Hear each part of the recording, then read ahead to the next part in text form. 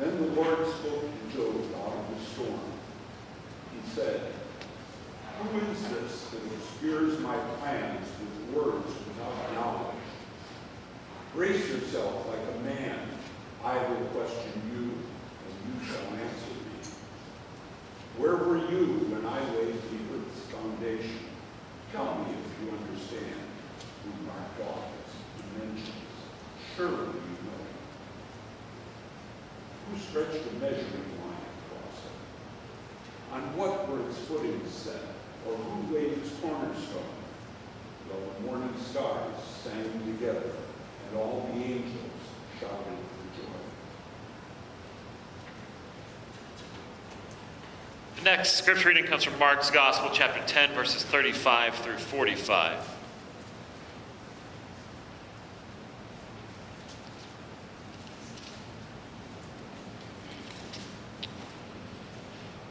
James and John, Zebedee's sons, they came to Jesus and said, "Teacher, we want you to do for us whatever we ask." "What do you want me to do for you?" he asked. They said, "Allow one of us to sit on your right and the other on your left when you enter your glory." But Jesus replied, "You don't know what you're asking. Can you drink the cup I drink or receive the baptism I receive?" "Yes, we can," they answered. Jesus said, "You will drink the cup I drink and receive the baptism I receive, but to sit at my right or my left hand isn't for me to give. It belongs to those for whom it has been prepared." And now when the other 10 disciples heard about this, they became angry with James and John. Jesus called them over and said, "You know that the ones who are considered the rulers by the Gentiles show off their authority over them, and their high-ranking officials order them around. But that's not the way it will be with you. Whoever wants to be great among you will be your servant. Whoever wants to be first among you will be the slave of all. For the human one didn't come to be served, but rather to serve and to give his life to liberate many people." And this is the word of the Lord. Thanks be to God. I'm sure by now most of you are familiar with, or at least have heard of, the CBS show Survivor. It's going on its estimated 38th season still, I believe, somewhere around there. But for those of you that do not know about the show, I'll kind of give you a little premise in a nutshell of what it is. It's a show that takes place on a deserted island or a remote location somewhere in the world. The contestants, the survivors, have to fend for themselves and, believe it or not, actually survive. They have to get their own food, make their own shelter, and participate in activities and trials to attain prizes along the lines of extravagant food or a conversation with a family member at home, or maybe a night at a ritzy hotel. The whole goal, of course, is not only to survive, but one needs to thrive to prevent being voted off the island by their peers. So in other words, one needs to establish the fact that they are dominant, helpful, contribute, or at least the best at something amongst the tribe. This could include making alliances, or cooking or gathering food, or excelling in athletic competitions, or just being a good person or player in general. So week by week, people are voted off the island until only 2 remain. And at the end, the rest of the players that were voted off vote on who they think should be the winner, who they like the best, or who they thought played the game the best. Well, this then brings us to our 2 esteemed disciples that felt like they wanted to be the last 2 standing when all the dust settled. So those 2, James and John, approached Jesus and almost seemed as if they were of the mind of forming their own little alliance with themselves and Jesus Christ. One would venture to guess that they were looking to become the first original survivors in the world. They felt they were the best. They failed to take into consideration their fellow disciples through their requests. They neglected to see the importance and contributions of those around them. They were so focused on making a special place for themselves and concerned about their own well-being that in the process they minimized the importance and the work of the other 10 disciples. But what's even crazier is a few verses prior to the ones we read today, that Jesus, for the 3rd time, is telling his disciples what is about to take place with his trial an impending crucifixion. So not long after that then, the disciples come to him as if they're siblings arguing over who's going to give it a bigger portion of the estate when Jesus dies. So it seems unfathomable and maybe even a little inconsiderate or self-centered and misguided. Yet something within us tells us that they're not alone. And maybe we have a sinking feeling that we have something in common with the sons of Zebedee too. What is it about it that we feel we can relate to James and John so well? And what kind of gives in this situation and scenario? It kind of seems to be a part of which way the world is going now. Too often people are looking out for themselves. We're engaging of a survival of the fittest mentality. People are genuinely concerned, and with good reason, for themselves, but only themselves. But the issue that we run into is when we have this kind of mentality and this survival of the fittest thing for only me, we develop a very narrow-minded focus on the world. So it transitions us from thinking, what's the best for a whole, to what is the best of me? Or what can I do to win this thing? Or how can I come out on top? Or how can I ensure that I get the biggest slice of the pie at the end of the day? Or get the best treatment or favoritism from other people? But that doesn't seem all that different from what James and John were asking, does it? A security, a place of prominence or importance or worth, and preferential treatment are at the forefront of this type of thinking in the request that comes from the disciples. Of course, it's kind of easy to laugh at the audacity and the brazenness of the disciples to just go up to Jesus and ask for the best thing he could possibly give them that they think of. But maybe we could also try to understand where they might have come from. We know that throughout Scripture, the disciples are often afraid of many kind of different things. So maybe this was another such manifestation of fear for them. So after hearing of Jesus' upcoming trial and crucifixion, maybe they were just deathly afraid. They were living in fear of what might happen. They were living in fear of what their future meant for them with Jesus' disappearance and loss.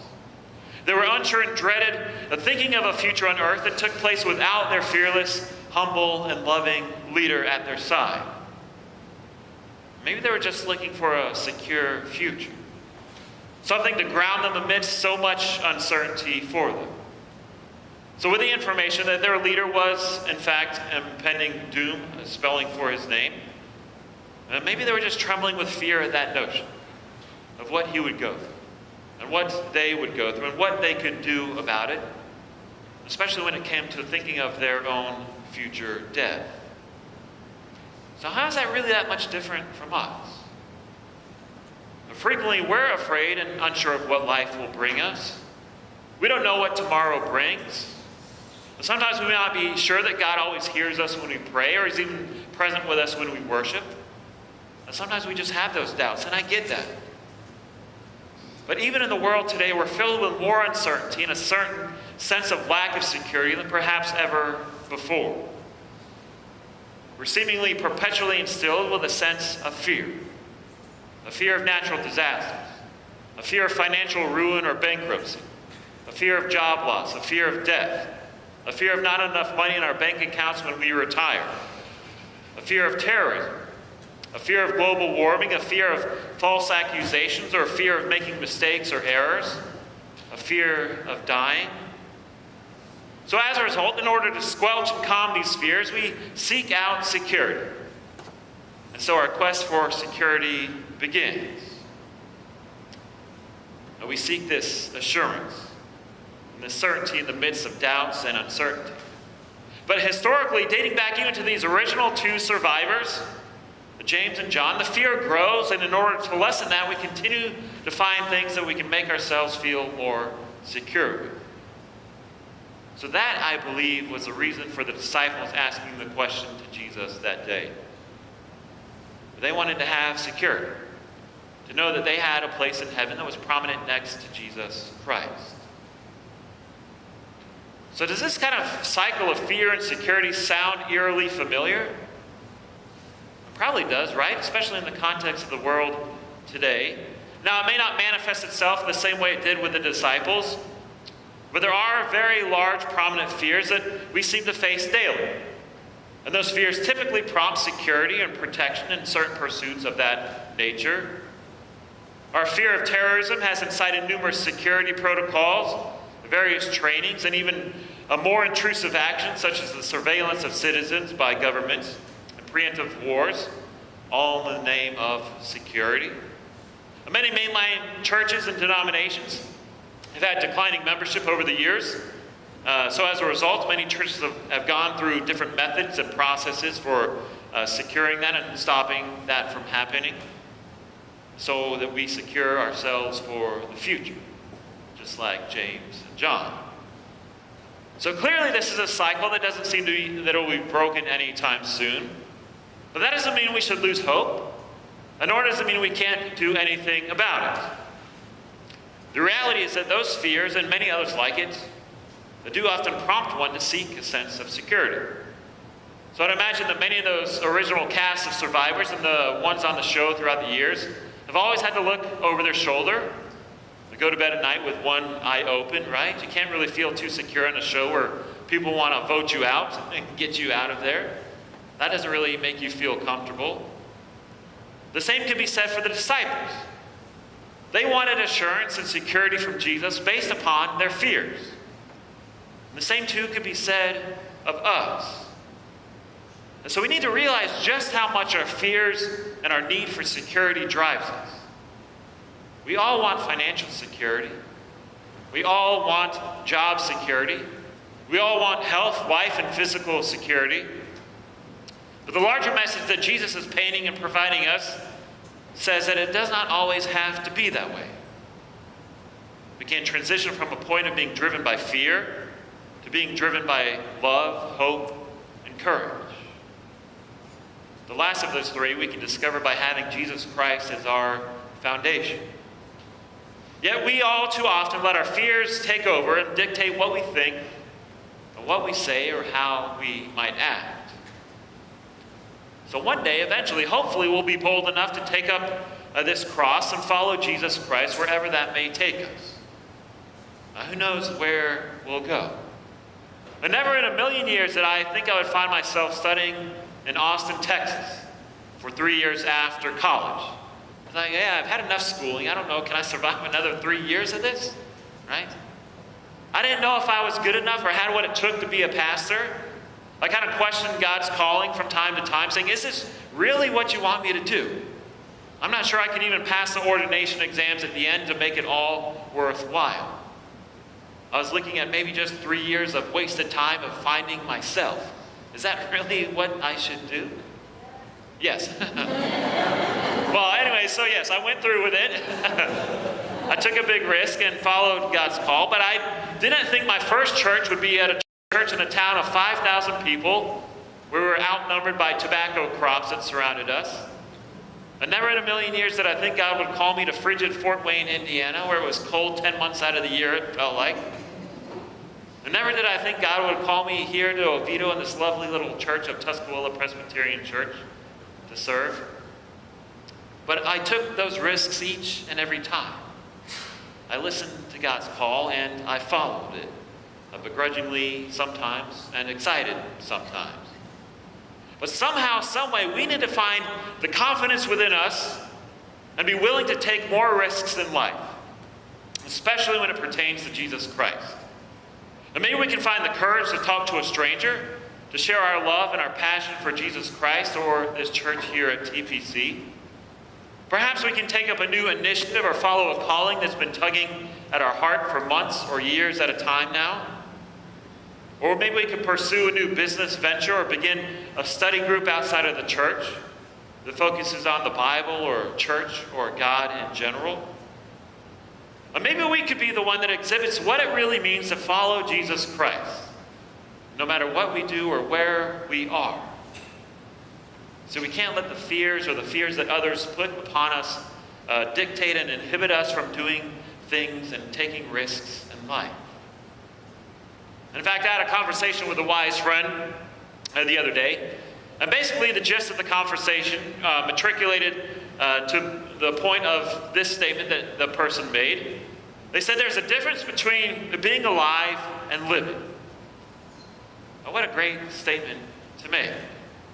I feel frequently many of us are just content being alive. Basically just being here. Breathing, eating, perpetuating the status quo, sleeping. Others, however, know what it means to truly engage in living. Living entails more than just existing. It encourages one to take risks in life and to see and feel the difference between just being alive and living this life that God has given us. So shortly after hearing the statement, I recalled how a little while ago I preached a sermon kind of on this very subject of being alive and living and whatnot. But this week, as I was working on this sermon, I thought I'd kind of discover and dive in a little more, see what I can find on the all-knowing internet, which is never wrong with anything, right? So it brought me to a blog by one Lauren Martin. So here she delicately describes the primary differences between being alive and living. And she writes, living is taking someone's breath away. Losing your breath at moments and forgetting to breathe. It's almost the opposite of being alive because living will always be closer to death. Living is refusing to let the rhythms of life drown you into submission. Living is never missing a moment. It's screaming in agony, grasping for breath.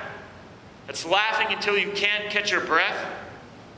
It's crying until you'd rather just never breathe again. It's that feeling that everything could end in a moment, and you'd be ready for it. Living isn't about preserving your breaths, counting them, or watching them go in and out. It's about forgetting to breathe, delving into passions and opportunities, swimming against the currents and almost drowning. See, those that have lived know it. They're the ones that have taken risks and failed. They're the ones that have taken risks and succeeded in life. They have braved the unknown with a certain sense of uncertainty, but also with a sense of confidence and hope and bravery. They have run and participated in activities where they could not catch their breath. They have conquered their fears and done what people otherwise said is impossible to do. They have lived to tell the tale of what living truly is. See, I feel some of the biggest regrets we have in life come from not taking some of the risks we should have maybe taken. But true, we've kept our life intact, and we've survived, and we are alive, but is that really experiencing living? There have been, of course, moments in my life where I've taken risks, and other times where I'm like, oh, no, that's too much for me. I'll just play it safe and order the same exact food I've ordered for the past 10 years at this restaurant. But the risk factor applies to us on individual levels, on vocational and career levels, and as a community, a church, or a tribe on Survivor. See, whatever the risk or case may be, we need to take risks and fully experiencing what living really is and what God intended it to be. So every day we wake up, and maybe every night we go to bed, we should ask ourselves and think to ourselves, what is our goal in life? Is it simply to survive, or is it to thrive? One of those roads is vastly easier than the other. The other is, in fact, more challenging. But I can tell you the reward at the end of that challenging road feels so much sweeter than the one of the status quo. And that's where God is calling us. Amen.